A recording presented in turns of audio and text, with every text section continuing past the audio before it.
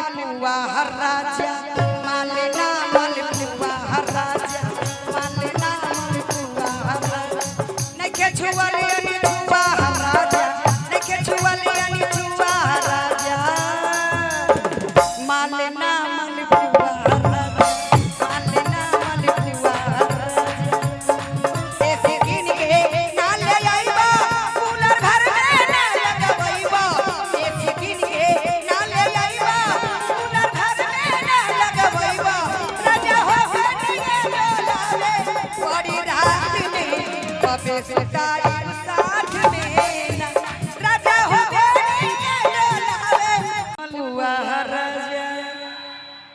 तनी देखी कर हंसल नहीं हम ना कहब कि कौन हंसी है लेकिन हंसी बड़ा सुपर बा तनी हेने ताकि ऐसा मत ताकि कि बुझाता कि कुछ रउआ चोरइले बानी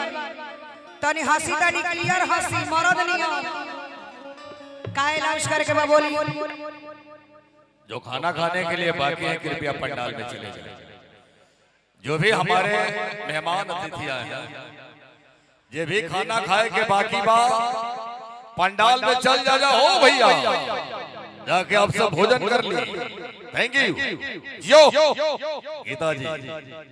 हिला दो यो हेलो प्यार पूजा है एकरा के भंग मत करो अब बात की समझो ढेर रंग मत करो अरे छछनावा मत भले जाने से मार दो अरे छछनावा मत भले जाने से मार दो बाकी हमारा के छोड़ के दूसरा के संग करो मत ताई आप लोग सेवा में अरे मालेना मलपुआ हर राजा अरे नहीं खे छुआली अनि छुआ हर राजा राजा राजा अरे नहीं खे छुआली अनि छुआ हर राजा आई जा रवा सब गर्मी के दिन में लोग परेशान हो जाता क्या करेंगे बा अरे मालेना मलपुआ हर राजा मालेना मलपुआ हर राजा मालेना मलपुआ हर राजा नहीं के छुआले यानी छुआ हर राजा नहीं के छुआले यानी छुआ हर राजा मालेना मलपुआ हर राजा मालेना मलपुआ हर राजा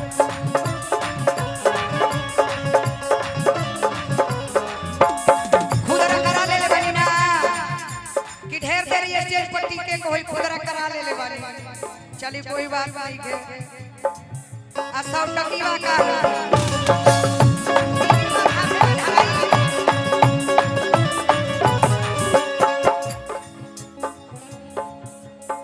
खाए की बात कोरा में आ जा खाए की बात कोरा में आ जा मालेना मलपुआ हर राजा मालेना मलपुआ हर राजा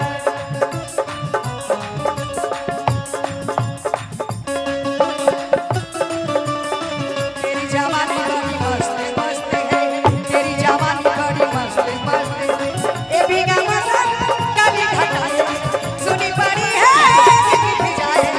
अके बारा से गारा झूम झूम है तेरी जवानी बड़ी मस्त है तेरी जवानी बड़ी मस्त मस्त है तेरी जवानी बड़ी मस्त मस्त है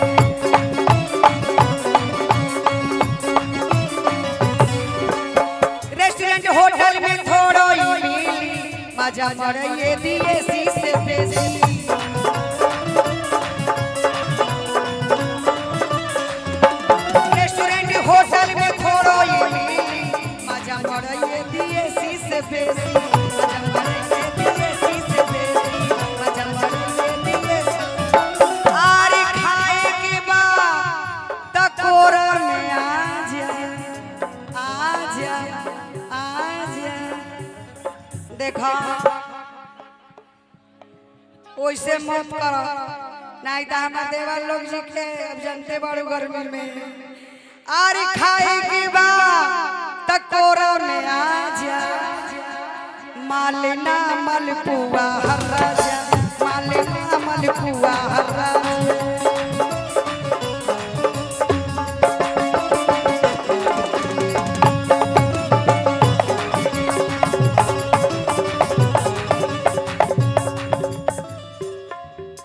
सबसे अनोखाई हवे मिठाई खैबै पकान करे बेरी बेरी आई अरे सबसे अनोखाई हवे मिठाई खैबै त मन करे बेरी बेरी आई खैबै त मन करे बेरी बेरी आई आरी खाए के मन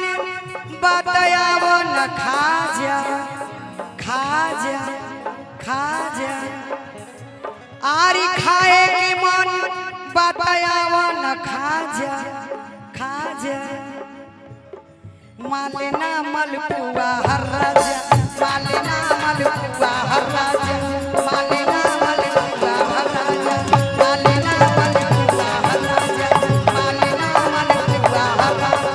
मालिना मलपुआ हर राजा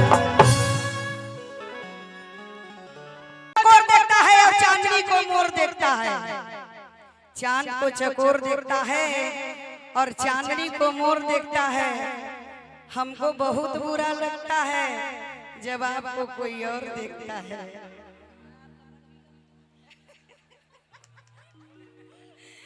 हेलो, देखिए वो पति पत्नी के झगड़ा में का कहताड़ी कि जब ले रहुआ हमार काम ना करो तब से रहुओ हम काम ना करो। गर्मी के दिन बा, पसीना से तौर बतर शरीर बा, तनी हमरा पर ध्यान दी। का कहताड़ी कि जब से एसी ना लगी तब से आगे काम बेसी ना बढ़ी। कहताड़ी का जो कि हमारी ही केसरिया गाना है कि कूलर किन के ना ले आइबो और एसी घर में ना लगवइबो। कहताड़ी बड़ा भाव से, पति पत्नी के झगड़ा जानती बानी कि कूलर किन के ना ले आइबो ऐसे घर में ना लगवइबो